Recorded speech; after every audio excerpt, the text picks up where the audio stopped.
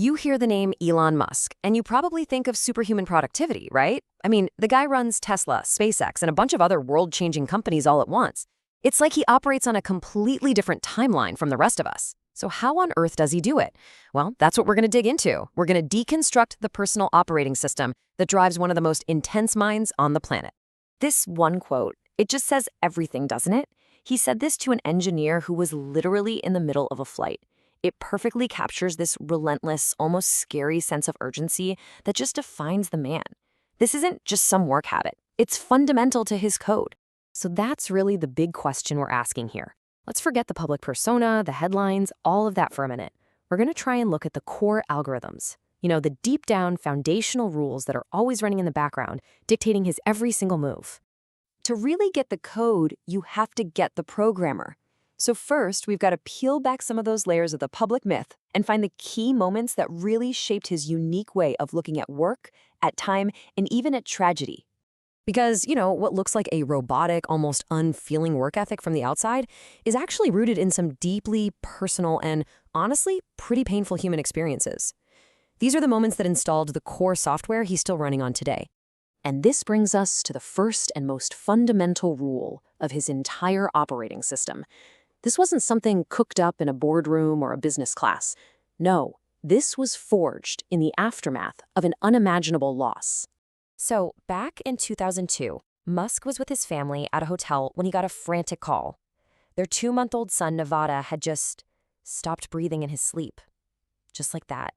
The doctors, of course, they did everything they could. For 3 agonizing days, Nevada was on life support. But the diagnosis was just devastating. He was brain dead. The machine was keeping his body going, but he was already gone. And then came that awful moment to turn off the support. Musk held his son in his arms, and he felt his last heartbeat. And apparently, in that instant, he just broke down, crying like a child. But then, something shifted. He just compartmentalized. He refused to go home. He told his brother to go to the house and get rid of every single toy, every piece of clothing of Nevada's. And for the next 21 days, he just locked himself in a hotel room, completely shut down his emotions, and refused to talk about what happened. And that experience, right there, installed a core algorithm in his mind. It's kind of a defense mechanism, but it's also a ruthless efficiency principle. If a situation is completely outside of your control, then spending any mental or emotional energy on it is just illogical and a total waste. And you see this exact same algorithm play out years later with his estranged father. After trying and failing to help him, Musk just realized he couldn't change the man. So he applied the rule. He cut ties completely, sent him back to South Africa. An uncontrollable problem was just partitioned and ignored. Okay, so this leads us directly to his second rule. Once you've filtered out everything you can't control, all that focused energy has to go somewhere. And for Musk, that somewhere is always immediate, relentless, and decisive action. Get this. An engineer named Tejas was on a flight home from India when his phone rings. It's Elon Musk. He wants a software feature changed. Tejas says, sure, he'll get on it first thing Monday morning. Musk's reply, no. By now, I mean right now. So Tejas ends up having to buy the plane's Wi-Fi and actually code the change from 35,000 feet. And that bias for action, it scales up big time. In 2018, Musk is in a washroom and reads a tweet about the Thai soccer team trapped in that cave. His response isn't just thoughts and prayers. Nope. From that washroom, he emails his engineers. In just 8 hours, they had built a functioning mini-submarine, and he personally flew it over to Thailand. Now, in the end, the sub wasn't actually used, but that's almost beside the point, isn't it? It just shows a mind that goes from idea to execution with zero delay. It's the same exact philosophy that lets SpaceX build and test rockets at this unbelievable speed. And there's just no downtime. After dropping off the sub in Thailand, he didn't go home for a rest. He flew straight to China to sign a huge deal for Tesla. The action just never stops. So all this leads directly to the third and final rule, the one that makes all the others possible.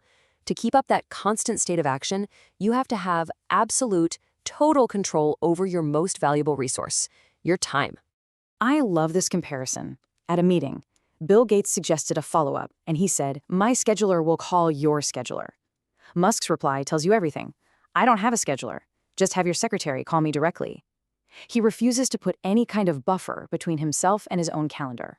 He owns it 100%. And if you want to know what that level of ownership looks like in the real world, picture this. It's Christmas. Musk is dressed up, he's ready to go to a party. And just as he's about to walk out the door, an engineer calls. There are cracks in the thrust chambers of a new rocket. Without a single moment of hesitation, he canceled his plans. He told the engineer, "Meet me at the factory, now."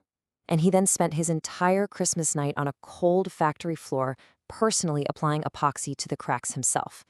That right there, that's the kind of hands-on ownership that defines the culture at his companies. His priorities are always his priorities. No holiday, no personal event, nothing gets in the way.